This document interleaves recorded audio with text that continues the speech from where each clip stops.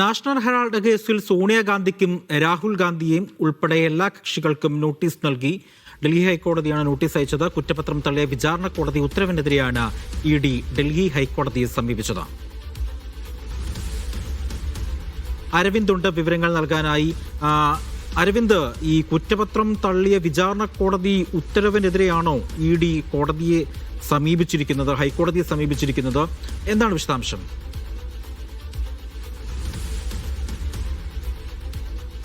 അജി പറഞ്ഞതുപോലെ തന്നെ കുറ്റപത്രം തള്ളിയ വിചാരണ കോടതി നടപടിക്കെതിരെയാണ് ഇഡി ഡൽഹി ഹൈക്കോടതിയിൽ എത്തുകയും ആ ഹർജി ഇന്ന് ഡൽഹി ഹൈക്കോടതി പരിഗണിക്കുകയും ചെയ്തിരിക്കുന്നത്. എന്തായാലും നാഷണൽ ഹെറാൾഡിലെ നിയമ പോരാട്ടം അവസാനിക്കുന്നില്ല എന്ന് തന്നെയാണ് മനസ്സിലാകുന്നത്. കാരണം സോണിയാഗാന്ധിയും രാഹുൽ ഗാന്ധിയും ഉൾപ്പെടെ എല്ലാ കക്ഷികൾക്കും ഇപ്പോൾ ഡൽഹി ഹൈക്കോടതി നോട്ടീസ് അയച്ചിരിക്കുകയാണ്. ഇഡിയുടെ അപ്പീലിൽ ഒരു മറുപടി സമർപ്പിക്കാനാണ് ഇപ്പോൾ എല്ലാ കക്ഷികളോടും ഡൽഹി ഹൈക്കോടതി ആവശ്യപ്പെട്ടിരിക്കുന്നത്.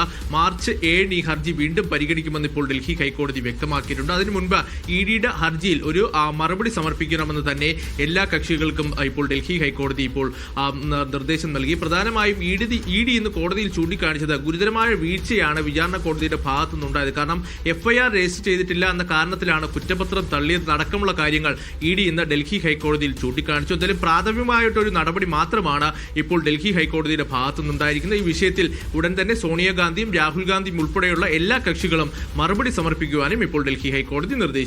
അജി.